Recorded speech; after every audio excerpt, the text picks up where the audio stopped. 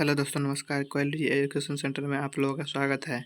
मैं आप लोगों को आज कुछ भौतिक विज्ञान की महत्वपूर्ण शाखाएं और उनके अध्ययन के बारे में बताने जा रहे हैं। सबसे पहला यह है कि हेरोलॉजी क्या है। तो यांत्रिकी एवं काल का अध्ययन हेरोलॉजी कहलाता है।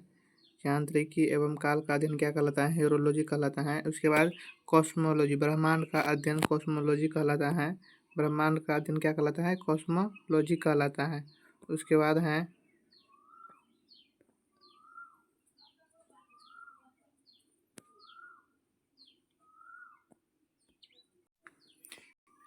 बाद है जो धातु का अध्ययन क्या कहलाता है? तो धातु का अध्ययन मेट्रोलॉजी कहलाता है। क्या कहलाता है? धातु का अध्ययन मेट्रोलॉजी। धातु का अध्ययन मेट्रोलॉजी कहलाता है।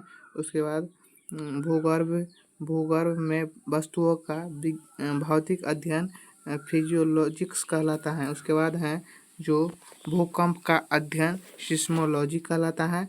उसके बाद सिक्कों का अध्ययन सिक्कों एवं धातुओं का अध्ययन न्यूमिस्मेटिक्स कहलाता है।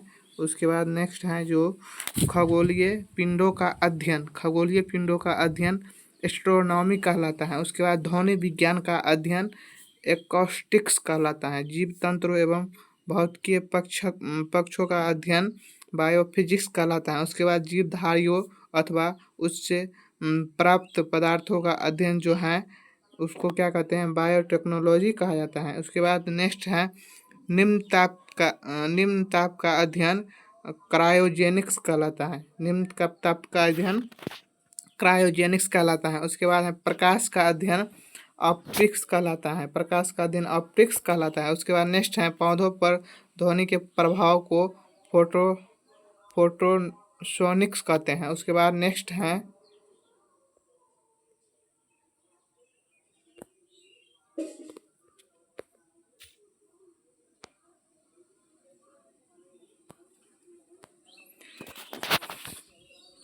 पानी में ध्वनि की तीव्रता मापने में हाइड्रोफोन का उपयोग किया जाता है।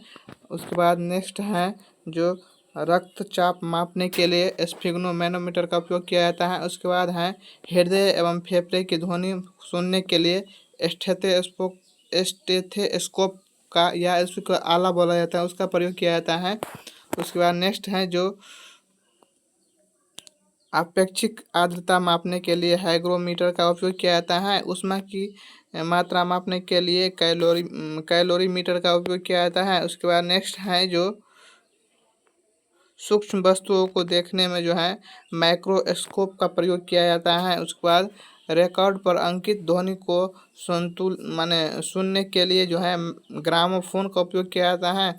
विद्युत धारा की दिशा एवं मात्रा ज्ञात करने में जो है गैल्वेनोमीटर का प्रयोग किया जाता है। उसके बाद दूध की शुद्धता एवं घनत्व मापने के लिए लैक्टोमीटर का प्रयोग किया जाता है। उसके बाद नेक्स्ट है जो हृदय की गति की जांच करने में जो है सो कार्डियोग्राम का प्रयोग किया जाता है। उसके बाद तरंगदैर्घ्य मापने में स्पेक्ट्रोमीटर का प्रयोग किया जाता है। उसके बाद एक उड़ते हुए चक्के की प्रति सेकंड में घूर्णन मापने में जो है स्टेरोस्कोप का प्रयोग किया जाता है। उसके बाद बैटरी की अवस्था अथवा विभवांतर मापने के लिए जो है वोल्टमीटर का प्रयोग किया जाता है। उसके बाद नेक्स्ट है जो पौधों की वृद्धि मापने में जो है क्रेस्कोग्राफ का प्रयोग किया जाता है। उसके बाद है मीनार की ऊंचाई मापने में जो है सेक्सटेंट का प्रयोग किया जाता है। उसके बाद गैसों का दाब मापने में एनीमोमीटर का मैनोमीटर का प्रयोग किया जाता है। उसके बाद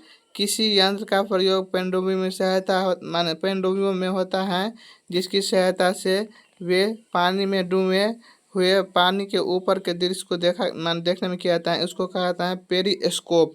किस यंत्र का प्रयोग छोटे रंगीन टुकड़ों से बनने वाले आश्चर्यजनक आकारों को देखने के लिए किया जाता है? तो कैलिडोस्कोप। उसके बाद बोफोर्ट मापक्रम क्या है? तो हवा की गति मापने में जो है बोफोर्ट मापक्रम का प्रयोग किया जाता है। उसके बाद सूर्य के किरणों की तीव्रता मापने के लिए एक्टियोमीटर का प्रयोग किया जाता है। उसके बाद घूर्णन की गति मापने में जो है टेकोमीटर का प्रयोग किया जाता है। उसके बाद तरल पदार्थों के विशिष्ट सापेक्षिक आर्द्रता मापने के लिए हाइग्रोमीटर का प्रयोग किया जाता है। उसके बाद जो है प्रकाश की तीव्रता मापने में फोटोमीटर का प्रयोग किया जाता है।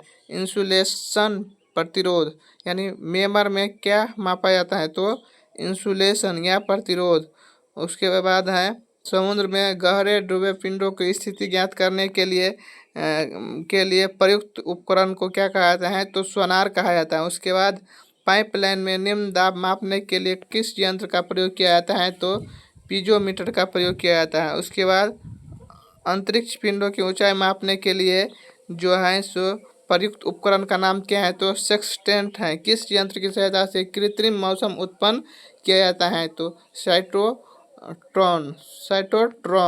उसके बाद नेक्स्ट है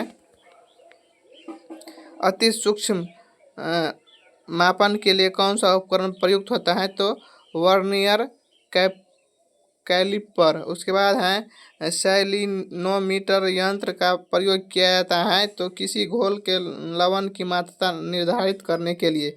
उसके बाद नेक्स्ट है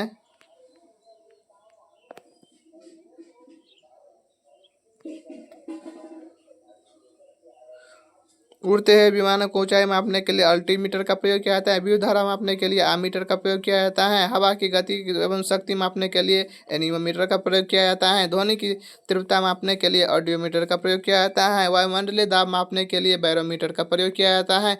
समुद्र की गहराई मापने के लिए फाइडोमीटर का प्रयोग किया जाता है। द्रवों के अपेक्षित घनत्व मापने के लिए हाइड्रोमीटर का प्रयोग किया जाता है। द्रवों की श्यानता मापने के लिए विस्कोमीटर का प्रयोग किया जाता है। भूकंप की तीव्रता मापने के लिए सिस्मोग्राफ का प्रयोग किया जाता है। भूकंपीय तरंगों की तीव्रता मापने के लिए रिएक्टर स्केल का प्रयोग किया जाता है।